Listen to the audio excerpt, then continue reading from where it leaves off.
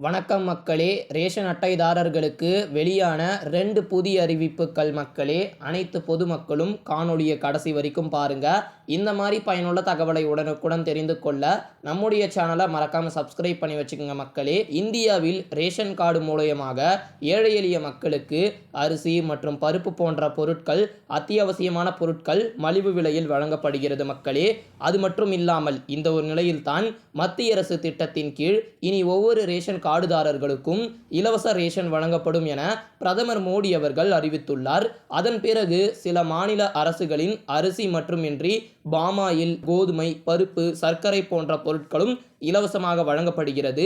இந்த ஒரு நிலையில்தான் இனி அனைத்து மாநில அரசுகளுக்கும் ரேஷன் கடை மூலயமாக அரிசி, பருப்பு, பாமாயில், சர்க்கரை, கோதுமை போன்ற பொருட்கள் பொதுமக்களுக்கு வழங்க நடவடிக்கை எடுக்க வேண்டும் என பிரதமர் மோடி அவர்கள் உத்தரவிட்டுள்ளார் மக்களே!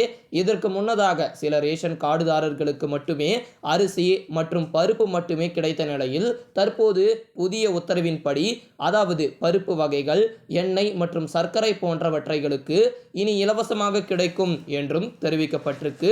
மேலும் ரேஷன் கார்டு இல்லாதவர்களுக்கு புதிய ரேஷன் கார்டு விண்ணப்பித்துவிட்டு பயன்பெறவும் அறிவுறுத்தப்பட்டிருக்கிறது மக்களே! இரண்டாம் அறிவிப்பாக ரேஷன் கடைகளுக்கு வரும் பொதுமக்களுக்கு பொருட்கள் இல்லை என்று சொல்லாமல் வழங்க அறிவுறுத்தப்பட்டிருக்கிறது. கோடை வெயில் தாக்கத்திலிருந்து மக்களை பாதுகாக்க தமிழக அரசு பல்வேறு நடவடிக்கைகளை எடுத்து வருகிறது. அந்த ஒரு வகையில்தான் ரேஷன் கடைகளுக்கு வரும் பொதுமக்களுக்கு பொருட்கள் இல்லை என்று சொல்லாமல் வழங்க அறிவுறுத்தப்பட்டிருக்கு. மேலும் பொருட்கள் இல்லை என்று சொல்லும் கடைகள் மீது, அலைகழிக்கும் கடைகள் மீது புகார் அளிக்கலாம். இலவச எண் வழங்கப்பட்டிருக்கு.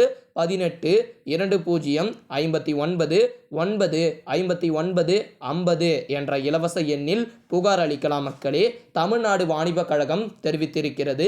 SMS மூலம் பொருட்கள் தமிழகத்தில் உள்ள ரேஷன் கடைகளில் அனைத்து பொருட்களையும் ஒரே தவணையாக வழங்க வேண்டும் என்று தமிழக அரசு ஏற்கனவே உத்தரவிட்டுள்ளது. TNEPDS செயலி மூலயமாக கடையில் எவ்வளவு பொருட்கள் இருப்பு உள்ளது, நாம் எவ்வளவு பொருட்கள் வாங்கினோம் என்பதையும் தெரிந்து கொள்ள முடியும். அதே போல பொருட்கள் வாங்கிய பிறகு உங்களுக்கு SMS வருகிறதா?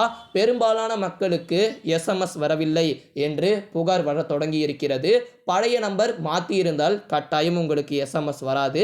அதனால் சம்பந்தப்பட்ட அலுவலகத்திற்கு சென்று உடனடியாக உங்களுடைய புதிய நம்பரை இணைத்து வைத்துக் கொள்ளுங்கள் மக்களே! உங்களுடைய பொருட்கள் நீங்கள் வாங்கிய பிறகு SMS வந்துச்சுன்னா கட்டாயம் தெரிந்து கொள்ள முடியும். வாங்காத பொருட்களுக்கு SMS வந்துச்சுன்னா உங்களுடைய பொருட்களை வேறு யாரோ வாங்கிட்டாங்க அப்படின்றதையும் தெரிந்து கொள்ள முடியும். இதனால் பயனுள்ள ஒரு தகவல் தான்.